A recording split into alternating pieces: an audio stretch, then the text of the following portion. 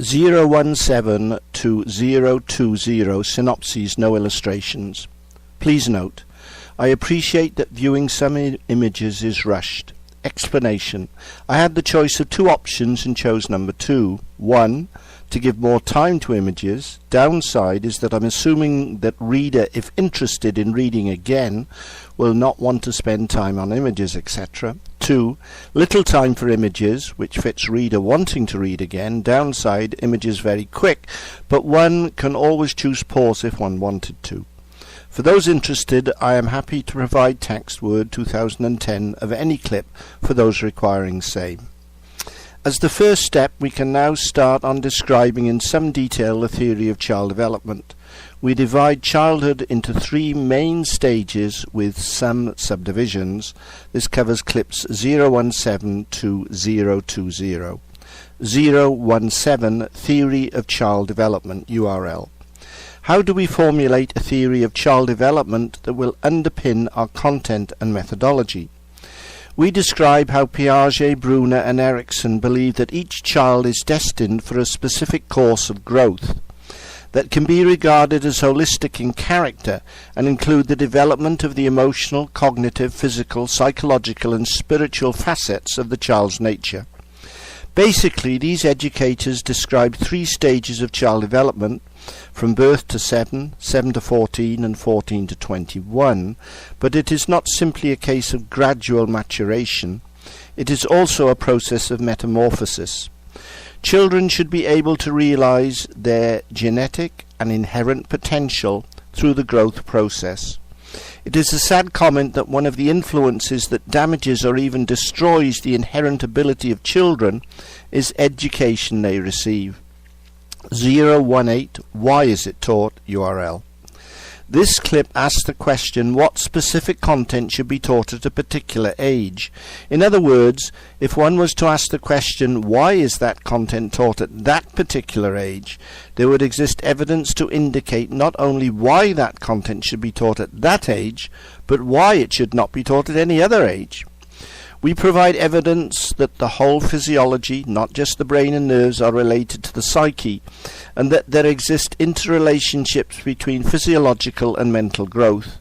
Within each stage, certain faculties need to be developed, and that each stage, in essence, is self-contained. Extensive evidence is provided that just as there exist 3 stages with regard to physical development, there also exist 3 separate stages of mental development. The physical stages are divided or marked by the change of teeth and puberty. Therefore, not only do there exist 3 7-year periods regarding the child's physical development, but running concurrently with them, there exist 3 separate stages of mental development. 019 Psychomotive, Affective, Cognitive URL. Anyone involved with very young children certainly recognize that they are very much involved in action and have little involvement in thinking out those actions or, for that matter, the consequences of them. The greater part of the experience of young children is in doing, and as such, the type of consciousness they possess can be described as willing consciousness. The child obviously possesses affective qualities, but these are of an organic nature rather than of a sense of a particular relationship with another human being. The type of consciousness possessed by the primary school child, this is the 2nd stage of child development, is quite different from that of the previous stage. Children will express their opinions quite often at this stage in terms of extremes. The basis for their attitudes relates to the affective side of their nature or to their feeling consciousness. They live very much in the world of love and hate, joy and sadness, involvement and boredom. Their decisions emanate far more out of the affective realm than the cognitive. The high school student acts quite differently. Here the emphasis is on calculation and judgments. We see the teenager absorbing large amounts of knowledge purely on an intellectual level.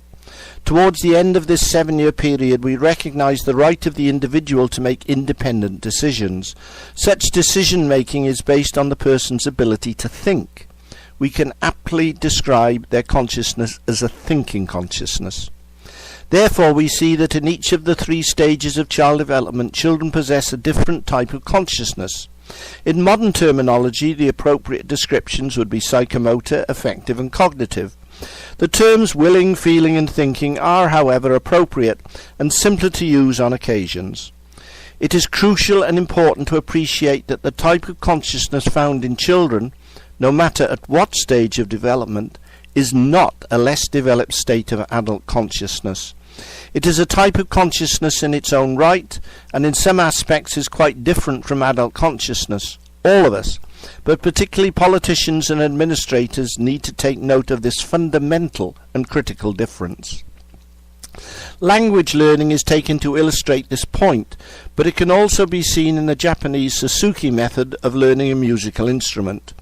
It is successful because it uses the qualities of the imitative capacities of childhood. This approach is obviously successful both for language learning and learning a musical instrument.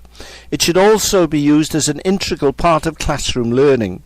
It is crucial we teach content that relates to the appropriate consciousness of the stage and not stimulate or even force neurotransmitters to connect when the particular consciousness of another stage would be engaged. 0 to 0 primary, secondary, imitative stages. We have outlined the three stages of child development: birth to 7, 7 to 14, 14 to 21, with certain subdivisions in the first two stages. These are around the ages of 2 to 3 in the first stage, around the ages of 9 to 10 during the second stage. We find therefore that childhood can be examined under the following headings: the primary pre-ego imitative stage, birth to 2 to 3, the secondary imitative stage from 3 to 6 to 7, the primary affective stage 7 to 9 to 10, the secondary affective stage 10 to 13 to 14, the cognitive stage 14 to 21. The primary pre-ego imitative stage. The period from birth to around the age to 2 to 3. The main mental processes are the unconscious ones of willing. This is clearly indicated by the extent the baby and infant are involved in movement. The clip shows how infants instinctively imitate the actions and behaviour of parents, yet at the same time they are not conscious of doing this. Infants utter their first words during this stage. They learn to speak in the first instance by imitating the words used by adults to describe different observed objects. At a specific moment in time, however, a moment of some significance, children use the word I. Although all other words can be learnt through imitation, the word I and its derivatives cannot be learnt through imitation. When this happens, children are referring to their own egohood. It is the first act of self-consciousness, and from this time onwards children will experience the outside world in a different way. The secondary imitative stage. The period following the birth of egohood is not an easy one for the infant. Each child will indicate the growth and development of their own individuality with a positive, forceful and strident self-assertion that will at times prove extremely demanding and tiresome to his or her parents. Gradually the young child settles. During this stage they are very much like little sense organs, rapidly absorbing impressions and experiences from their immediate environment. The necessity to express the unconscious will forces results in children wanting to imitate. In doing so, they will hopefully absorb the right experiences for their own growth. It is more a case of absorption of impressions directly into the will forces. It is happening at an unconscious level. As the child reaches the end of this stage, the feeling life will play an ever-increasing role. The desire to imitate will show a relative decline as different aspects of the affective part of his or her nature increase.